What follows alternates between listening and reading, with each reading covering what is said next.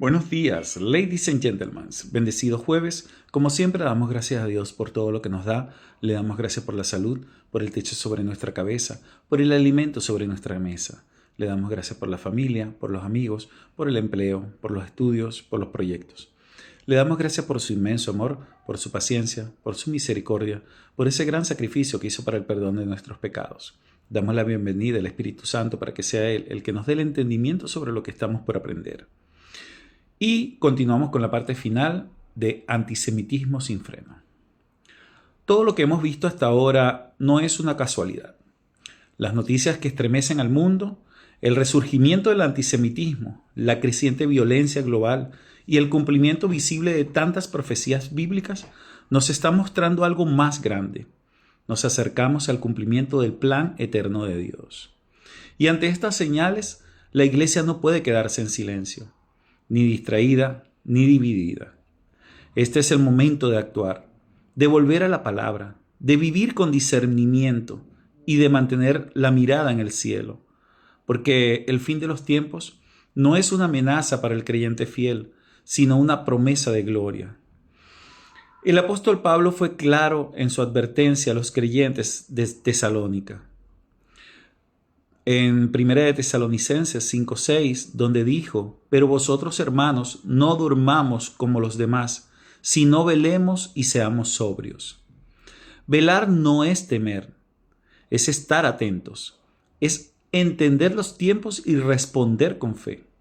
La iglesia de hoy necesita lámparas encendidas, necesita corazones sensibles, necesita una generación que diga: estoy despierto, estoy listo, estoy firme. No seamos como las vírgenes insensatas que perdieron el momento. Seamos como las prudentes, con aceite suficiente para atravesar la oscuridad.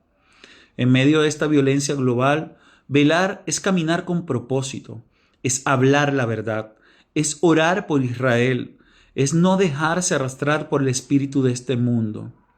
Hoy más que nunca, la santidad no es opcional, es esencial. En 1 de Pedro 1:16 nos dice: sed santos porque yo soy santo.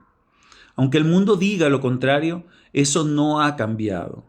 Aunque muchas iglesias diluyan el mensaje, aunque la presión cultural empuje hacia la tolerancia al pecado, el llamado del cielo sigue siendo el mismo: vivir apartados, vivir limpios, vivir llenos del Espíritu. La santidad también se muestra en cómo tratamos al pueblo de Dios, al pueblo que Dios ama. No podemos decir que amamos al Señor y quedarnos callados ante el antisemitismo. Amar a Dios es amar lo que Él ama. Él ama a Israel. Vivamos con integridad, con convicción, no adaptándonos al mundo, sino transformando el mundo con la luz de la palabra. Los tiempos son difíciles, pero no son desesperanzadores. Nuestra esperanza no está en los gobiernos, ni en los tratados, ni en la tecnología. Nuestra esperanza está en el Señor que viene. En Tito 2:13 nos dice: aguardando la esperanza bienaventurada y la manifestación gloriosa de nuestro gran Dios y Salvador. El mundo tiembla, pero el trono de Dios no se mueve. El odio crece, pero el amor del Señor permanece. Las naciones se rebelan, pero su palabra se cumple. Cada nueva señal es un recordatorio. El Rey regresa y no vuelve como un siervo, sino como juez, como Señor de señores, como el que traerá justicia y restauración. Vivamos con los ojos en el cielo y los pies firmes en la tierra, haciendo la obra mientras llega el día perfecto. En Apocalipsis 3:2, el Señor dijo a la iglesia de Sardis: sé vigilante y afirma las cosas que están para morir. Esa palabra sigue siendo para nosotros hoy. La iglesia no puede ser un espectador pasivo, tiene que ser una voz activa. Tiene que interceder por Jerusalén, tiene que denunciar el pecado, tiene que predicar el evangelio sin temor. Cuando el mundo guarda silencio ante el antisemitismo, la iglesia debe hablar. Cuando otros justifican la violencia global, nosotros debemos proclamar el amor y la verdad. Cuando los medios difunden confusión, la iglesia debe anunciar esperanza. Porque si la iglesia no es luz, ¿quién lo será? Si la iglesia no es voz, ¿quién hablará? Si la iglesia no ora, ¿quién intercederá? Estamos viviendo el cumplimiento de las profecías bíblicas. Las trompetas ya no suenan desde el cielo, sino desde los titulares. Y tú y yo hemos sido llamados para este tiempo. No para temer, sino para actuar. No para esconderse, sino para alumbrar. Y si todo lo que hemos visto es verdad, y lo es, entonces la conclusión es clara. Cristo viene y viene por una iglesia que ha sabido discernir los tiempos, mantenerse firme en la fe y vivir con los ojos puestos en lo eterno. Vivimos días donde la palabra de los profetas se sienten más actuales incluso que los titulares de las noticias. El mundo está envuelto en confusión, pero la palabra sigue siendo clara. Las profecías bíblicas no son mitos, son alertas vivas.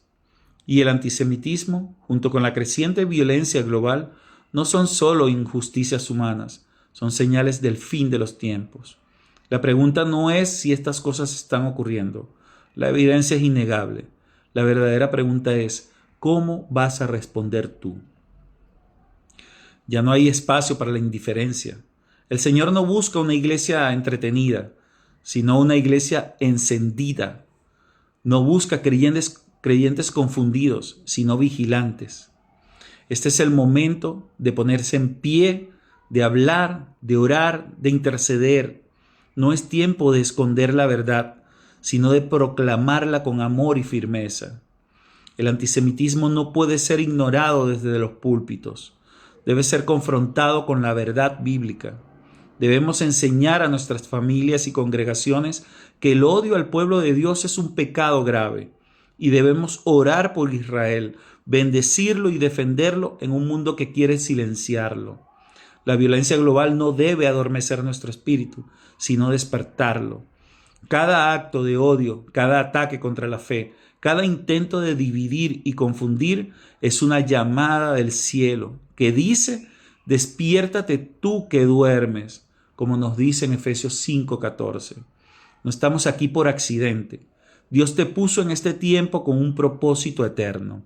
Eres parte de la generación que verá el cumplimiento de muchas promesas y también serás responsable por cómo respondiste a las señales.